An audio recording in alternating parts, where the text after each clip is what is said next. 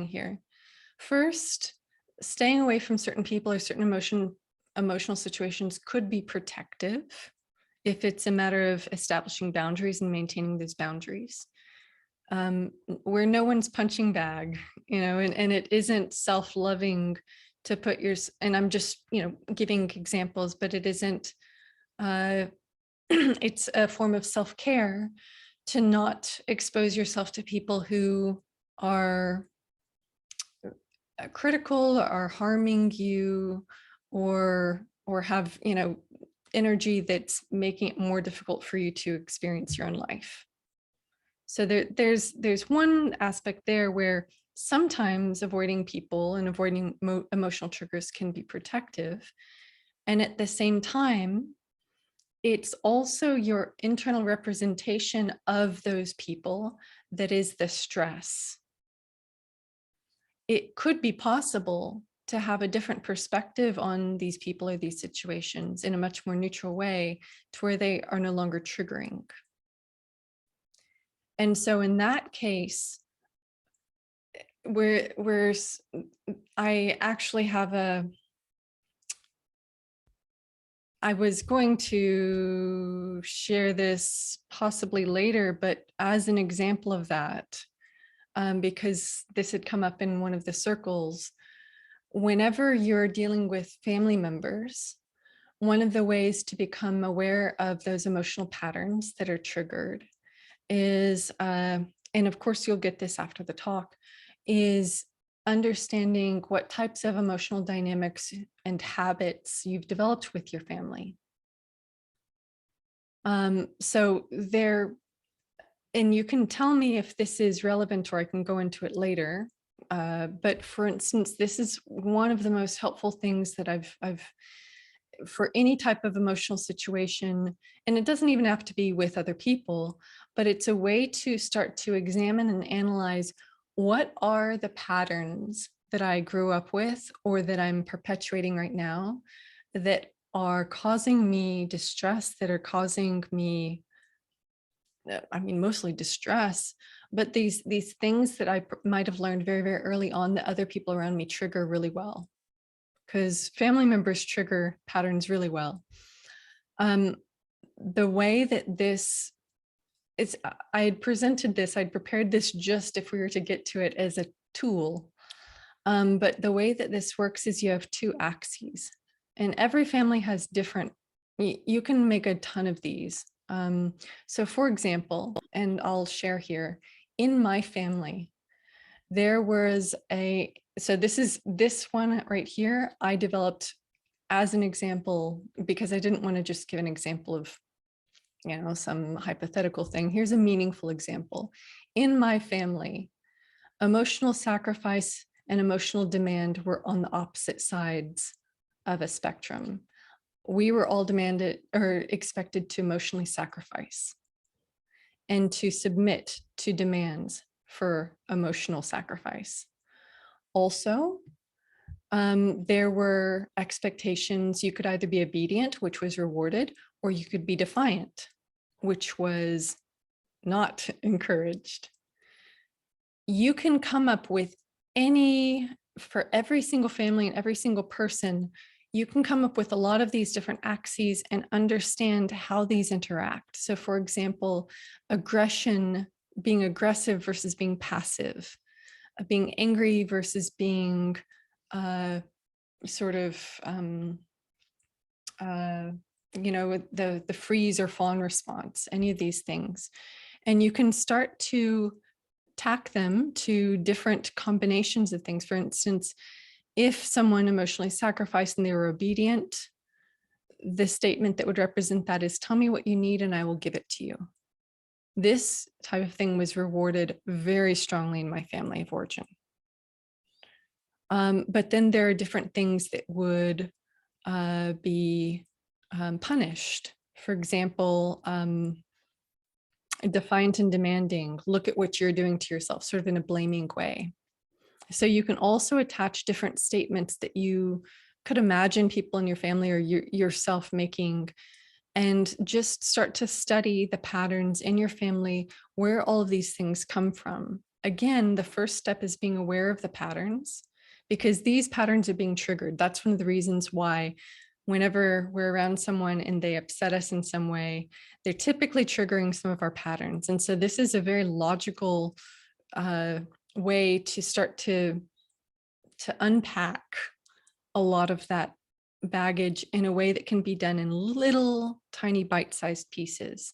So for example, whenever I was working through this, I did probably like 20 or 30 of these because I was looking at a lot of different things. But what you can then do is say, okay, this is my family of origin. How does that map onto, is this relevant to what I'm experiencing today?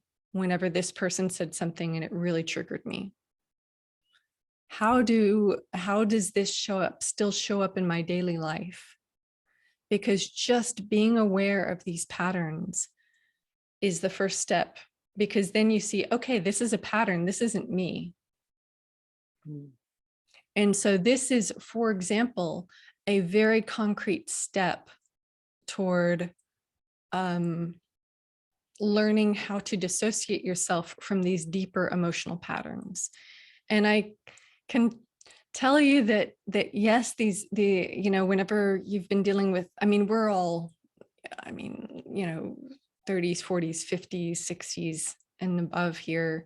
We've all had many decades of enacting these patterns out and feeling like these patterns were real. So there is a little bit of older emotional memories, especially from childhood, are quite stubborn, but as soon as you see them, there'll be a aha moment and you'll be able to pick them out more clearly.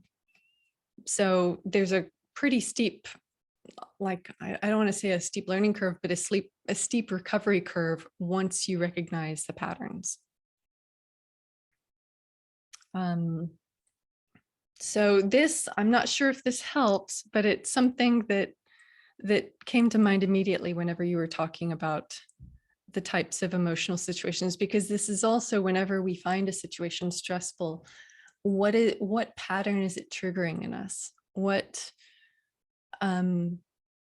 A lot of time, for instance, scarcity consciousness or poverty consciousness. My grandparents were in the Depression. So one of the things that was handed down in my family was scarcity and the need to conserve and the need to be fearful about what you have and what you don't have.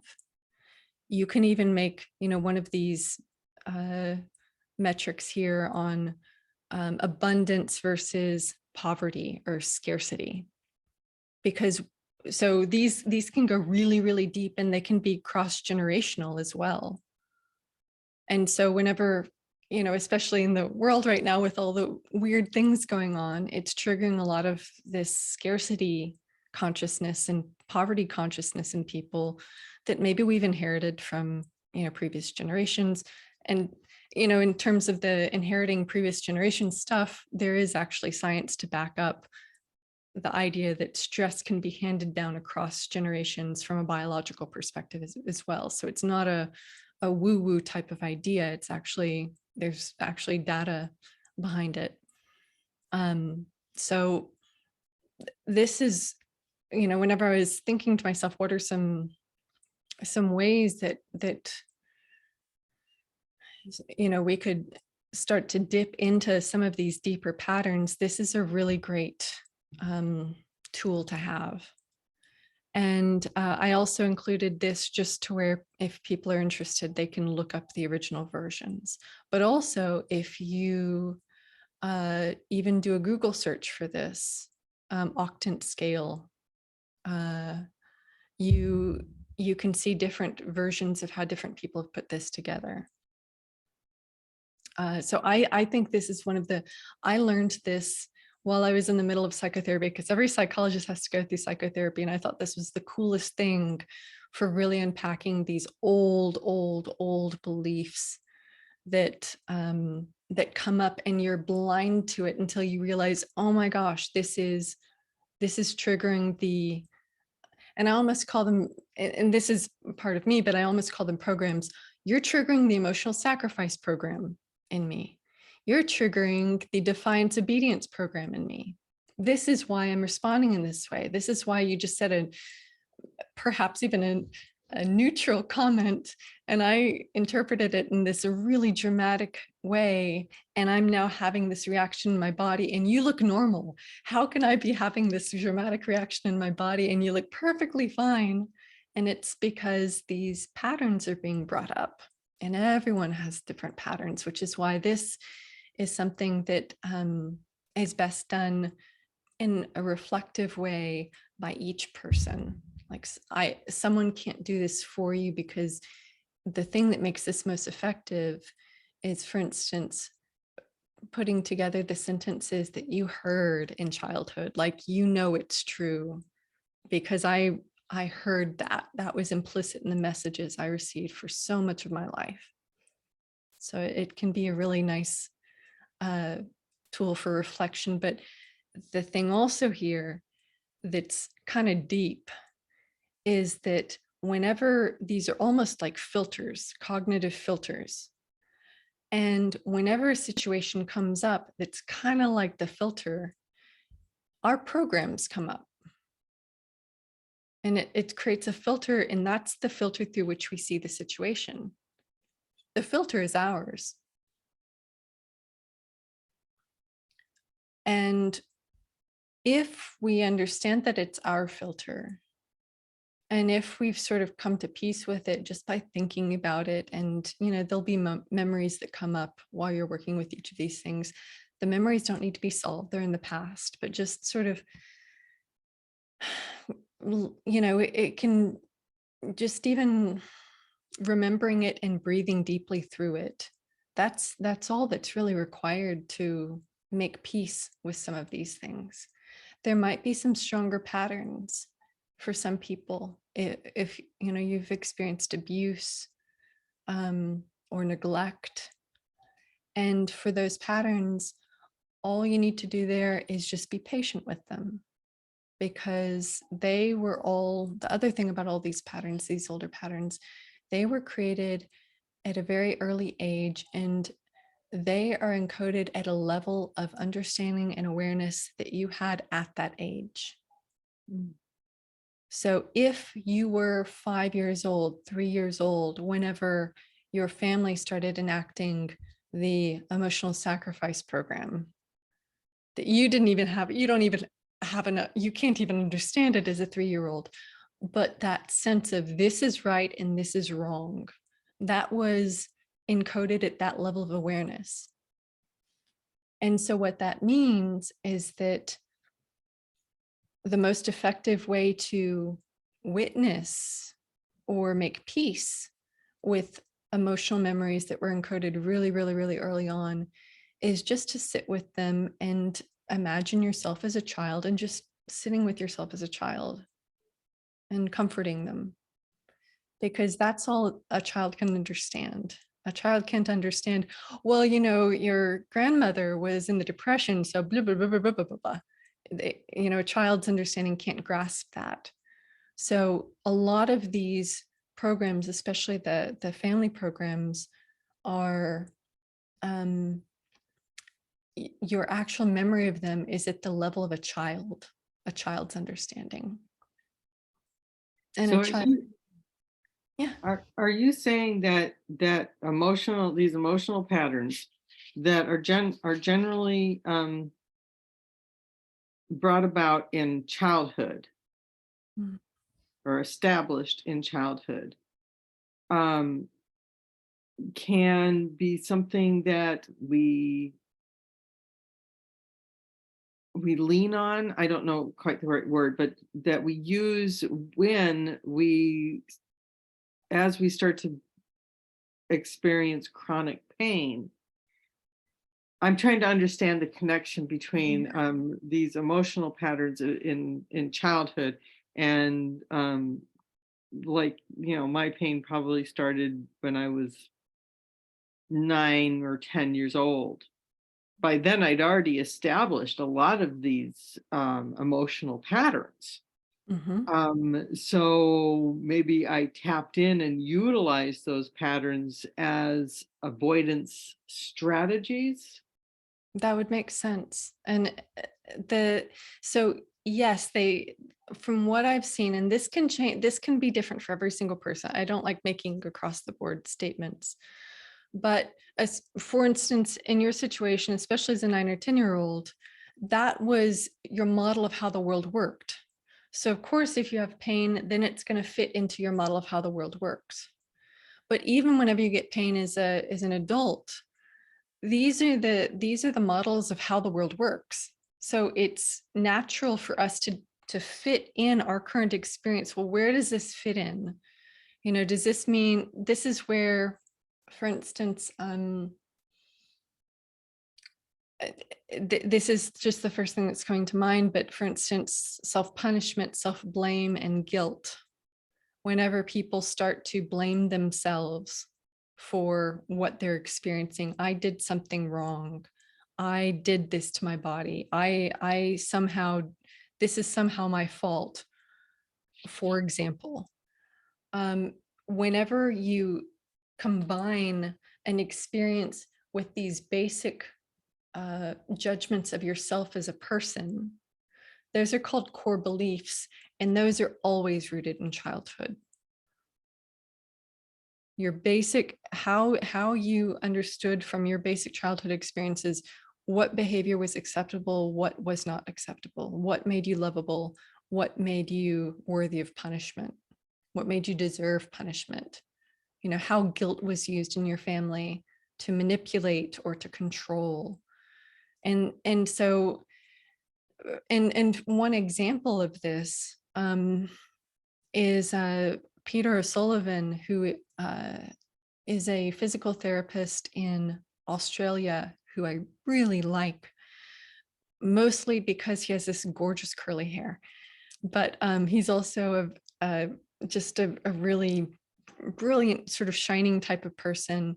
And one of the things that he does in his cognitive functional therapy is he spends 2 hours with a person the first time they come in, and he talks with them, learns about their emotional experience of their pain, and links their emotional experience with pain to these early core beliefs, and then develops right there an experience to contradict that belief. And what happens is he changes the emotional memory by doing that. And so you see pain change. He'll often see really dramatic pain relief after just one visit because he's interacting with the emotional memories of the pain.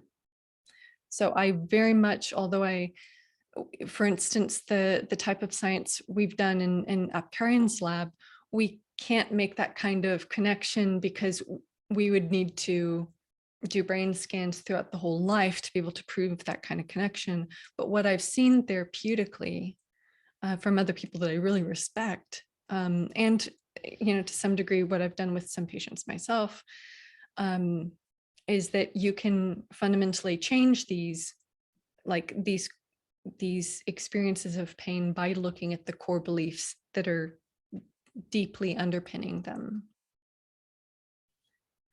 I'd almost say that I'd even go as far as to say that I was trained as a child to exhibit these avoidance behaviors, because when I was growing up, showing emotions was not acceptable, and so it was punishable to express strong emotions. And going back to like the family lineage, I think that there's a lot of this behaviors tied into my family lineage. There's a lot of unknowns about my family, but there's definitely a lot of abandonment issues, and a lot of different things going on in there. And I think that, looking at this, I wonder how much of this was I was kind of just born into. Mm, yeah, or it's, yeah, I see exactly what you mean. And the thing is that once you start to see the patterns and realize that they aren't you, you can heal from them. What happens is they become more and more neutral over time. So one of my firm beliefs, we have these early experiences, they have shaped how we become, but there's nothing stored in our brain or in our bodies that can't be changed Right. or neutralized. And another way of looking at what you've just described is, I was born and people told me a story about how the world was. And people used emotional manipulation and guilt to make sure that I only experienced the world in a certain way. And whenever I agreed to that, they rewarded me with love or with attention, or they didn't give me pain, for example. These were the ways that I learned that the world is this way, it follows these rules, and I need to follow these rules for things to be okay for me. That is a story, it's a narrative told to us by our parents, reinforced then because we've now developed these beliefs. We then file all of the other experiences in our life under these beliefs. So it is a story. That is one of the reasons why we talk often about these memories, the power of emotional memories. It's an emotional memory, it's a story. And whenever you look at the situation, you have enough distance, for instance, through this exercise, but even just to examine, what was the story I was told? Who told this story to me? Is that real? Do I really agree with that anymore? And if not, that was their story. That isn't my story. And once you start to pick apart, and it's a really tedious process and it can be painful, but once you start to pick apart, this was dad's story, this was mom's story, and mom got her story from her mom. And I didn't even, and mom, whenever she had that rage, that wasn't even hers. Maybe that was grandma's rage. And then, so whenever I feel rage now, maybe this isn't my rage either. Maybe this is rage that I just learned or I picked up because I was empathic. Mhm. Because I had to be the person to neutralize all of the situations whenever I was a kid. I was trying to neutralize and to make, to de-escalate everything. And so I took on other people's emotions. That can be another pattern, where you pick up patterns that were never even yours in the first place. And now you have them stored in your body for decades. And you realize this wasn't ever even mine, which is a freeing thought. Like, so one of the, a lot of people have fear about going deeper to these levels of analysis, into emotions even. But one of the things I think is most freeing here and liberating is that whenever you see that a pattern that you've been carrying for decades was never yours to begin with, first, there may be some mourning. Oh my gosh, I've suffered so much for no reason. And that's natural. Then after you mourn a bit, you feel sad. Then maybe you feel angry. Hey, so you can go through all the levels. You did this to me. And then you sort of feel that and you experience that. And then you let that go. And then you say, wow, my parents, they were victims too. They just inherited what was given to them. And so your perspective will shift, like a frame across frame, and how the story changes. So a story that you've been telling yourself for decades will change, 12 different times before you realize, okay, that was a pattern that I was given. It wasn't mine. It doesn't feel real to me anymore. It doesn't feel like my truth. I don't need to carry that anymore. And then whenever you make that realization, you feel relief, because you are no longer carrying that in your body, the pain of that in your body. And that is one of the ways that this deeper work over time also helps to relieve physical pain and anxiety and fatigue and brain fog. And I don't have science to back all of those statements up. That's based on what I've seen working with patients and what I've seen with myself. In that there's a lot of weight that we carry around that isn't ours. And all it takes is seeing the patterns, realizing they aren't ours, working through the emotions, which is just experiencing them. You can't go Okay. back and change anything, and you don't need to change anything in order to see it differently. All you have to do is all you have to do is change your current perspective, and there'll be a point where that creates a sense of detachment from the pattern, an emotional detachment where the pattern is no longer in you. It's no longer being carried by your body. You won't feel that burden anymore. And this can be done very gradually, step by step. What I often find is that you can do this work on your own, but often patterns will come to you where there'll be something in your life and you just get upset. And in a sense, I almost think about it as like the body and the brain are working together. Hey, we have this pattern and it's really close to the surface. Let's bring this up for you. And that's the thing that comes up, where, just as an example, on my laptop, I have a post-it note. I don't know if you can read it.